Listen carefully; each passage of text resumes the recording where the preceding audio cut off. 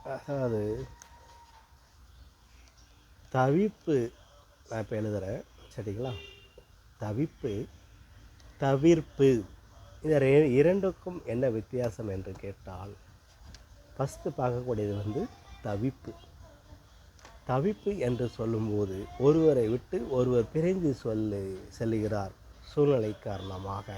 நான் அங்கே போய் வேலை பார்க்க வேண்டியிருக்குது 3 மாதமாக அப்படி சொன்னால் அதற்கு பேர் என்னை விட்டு போனீங்களே அப்படிங்கிற ஒரு தவிப்பு மனநிலை. சரி, வெளிநாட்டுக்கு போகிறாருன்னா அதை விட தவிப்பு. வீட்டின் சூழ்நிலை சரியில்லாத காரணத்தினால கடன்லாம் அதிகமாக இருக்கிறதுனால நான் வெளிநாட்டுக்கு போகிறேன், இது ஒரு தவிப்பு தான். ஆக என்னை தனியாக விட்டுட்டு போயிட்டீங்களே அப்படின்னு சொல்கிறதும் தவிப்பு. இப்படி இந்த தவிப்பு ஒரு பக்கம் இருந்தாலும், தவிர்ப்பு, எனக்கு அந்த பொருள் வேண்டாங்கிறதும் தவிர்ப்பு, இந்த நபர் எனக்கு பிடிக்கவில்லை என்பதும் அது தவிர்ப்பு.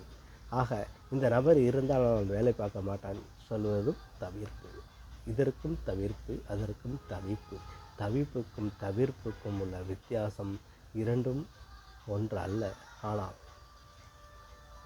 மிகைப்பாடு என்ன சொல்கிறது என்றால், இந்த பிரபஞ்சத்தில் எல்லாமே ஒன்றுதான் என்று சொல்கிறது.